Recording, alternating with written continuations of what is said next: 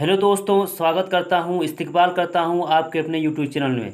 दोस्तों, आज हम लोग जेएसएससी सीजीएल उर्दू भाषा के लिए तीसरा मॉक टेस्ट करने वाले हैं। दोस्तों, आज का मॉक टेस्ट एग्ज़ाम के नज़रिया से, एग्ज़ाम के दृष्टिकोण से बहुत ही इम्पोर्टेंट है, क्योंकि दोस्तों आज के मॉक टेस्ट में हम लोग वीवीआई ऑब्जेक्टिव क्वेश्चन को करेंगे और उन सवालों को करेंगे जो सवाल एग्ज़ाम में आने का ज़्यादा उम्मीद है। तो दोस्तों, वीडियो के एंड तक आप बने रहिएगा। आगे बढ़ने से पहले दोस्तों, अगर पहली बार आप इस चैनल पर आए हैं तो चैनल को सब्सक्राइब जरूर कर लीजिएगा। तो चलो दोस्तों, आज के सेशन को शुरू करते हैं। तो दोस्तों, आज का पहला सवाल है कि अफसाना नया कानून का मरकज़ी किरदार कौन है। दोस्तों, आप लोगों ने अफसाना नया कानून को पढ़ लिया है और आप लोगों ने जान भी लिया होगा कि उसमें मरकज़ी किरदार, अहम किरदार किसने अदा किया है। तो दोस्तों, यहाँ पर आपको सही जवाब बताना है कि इस सवाल का सही जवाब क्या है। तो आपके पास है option A Madhav, B Mangu Kochwan, C Saadat Hasan Manto या डी इनमें से कोई नहीं। तो दोस्तों, इस सवाल का जो सही जवाब होगा वो होगा ऑप्शन बी मंगू कुचवान, क्योंकि अफसर नया कानून का मरकज़ी किरदार मंगू कुचवान है। आगे बढ़ते हैं। आज का दूसरा सवाल है कि अफसर नया कानून का मौजू क्या है। ए इल्मी, बी समाजी, सी सियासी या डी माशी। तो दोस्तों, अफसर नया कानून का मौजू सियासी है, तो इस सवाल का सही जवाब ऑप्शन सी होगा। आज का अगला सवाल है कि अफसर नया कानून पहली मर्तबा कब शाई हुआ था। 1938 में, 1935 में, 1939 में या 1940 में। तो दोस्तों, अफसर नया कानून पहली मर्तबा 1938 में शाई हुआ था, तो इस सवाल का सही जवाब 1938 होगा। दोस्तों, आगे बढ़ने से पहले मैं एक चीज़ बता देता हूं, अगर आपको इसका पीडीएफ चाहिए तो हमारे टेलीग्राम ग्रुप एएल एकेडमी से आप जुड़ सकते हैं, वहां पर आपको इसका पीडीएफ मिल जाएगा। जुड़ने के लिए दोस्तों, इस वीडियो के डिस्क्रिप्शन में लिंक मिल जाएगा, आप वहां से डायरेक्ट जुड़ सकते हैं। आगे बढ़ते हैं। अगला सवाल है कि मंगू कुचवान क्या चलाता था। अफसाना नया कानून में मंगू कुचवान क्या चलाता था। रिक्शा, तांगा, साइकिल या स्कूटर। तो दोस्तों, इस सवाल का सही जवाब होगा ऑप्शन बी तांगा, क्योंकि अफसाना नया कानून में मंगू कुचवान तांगा चलाया करता था। आज का अगला सवाल है कि गामा चौधरी ने मंगू से पूछा था कि स्पेन कहाँ है, तो उसने क्या जवाब दिया था, यानी मंगू कुचवान ने क्या जवाब दिया था। ए इंडिया में, बी अमेरिका में, सी यूरोप में या डी विलायत में और कहा। तो दोस्तों, इस सवाल का सही जवाब होगा ऑप्शन डी, यानी मंगू कुचवान ने कहा था कि स्पेन कहाँ है, विलायत में और कहाँ। तो इस सवाल का सही जवाब ऑप्शन डी हो जाएगा। अगला सवाल है कि मंगू कुचवान गोरों को किस नाम से याद करता था। ए सफ़ेद चूहा से, बी कुत्ता से, सी लाल बिल्ली से या डी इनमें से कोई नहीं। तो दोस्तों, मंगू कुचवान गोरों को सफ़ेद चूहा से याद करता था, तो इस सवाल का सही जवाब ऑप्शन ए हो जाएगा। आज का अगला सवाल है कि मंगू ने 1 अप्रैल को क्या नाफिज होने के बारे में सुना था।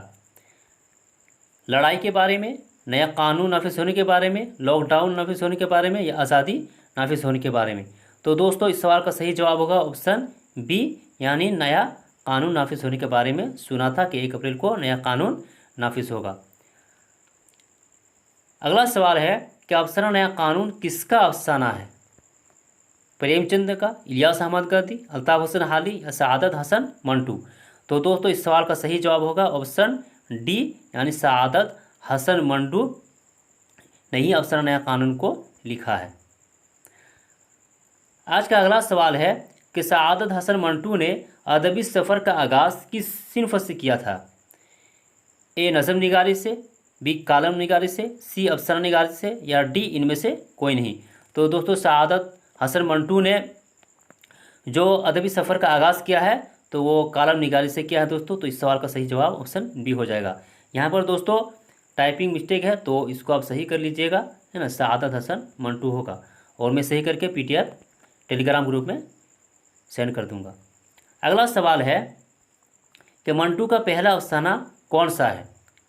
ए तमाशा, बी सुर्खे नोट, सी ठंडा गोश्त या डी टोबाटेक सिंह। तो दोस्तों मंटू का जो पहला अफसाना है वो है अफसाना तमाशा, तो ये सही जवाब हो जाएगा ऑप्शन ए। आगे बढ़ते हैं। अगला सवाल है कि अफसाना तमाशा कब शायी हुआ था? 1940 में, 1934 में, 1950 में या 1954 में? तो इस सवाल का सही जवाब होगा दोस्तों ऑप्शन बी, यानी 1934 में अफसाना तमाशा शायी हुआ था। अगला सवाल है कि मंटू का वाहिद नावेल बगैर उन्वान के है वो कब शायी हुआ था? 1954 में, 1964 में, 1974 में, 1984 में? दोस्तों याद रखिएगा, सआदत हसन मंटू का एक वाहिद नावेल है वो बगैर उन्वान के है, वो कब शायी हुआ था दोस्तों? तो 1954 में शायी हुआ था। ये ऑप्शन ए सही हो जाएगा। अगला सवाल है कि सआदत हसन मंटू का अदबी रहनुमा कौन था? मीर तकी मीर, सर सैयद अहमद खान, अल्लामा इकबाल या बारी अलीग? तो दोस्तों सआदत हसन मंटू का अदबी रहनुमा बारी अलीग है ना थे, तो ये सही जवाब हो जाएगा। आगे बढ़ते हैं। अगला सवाल है कि स्कूल और कॉलेज में मंटू किस नाम से जाना जाते थे? ठीक है दोस्तों, कौन सआदत हसन मंटू किस नाम से है ना जाने जाते थे?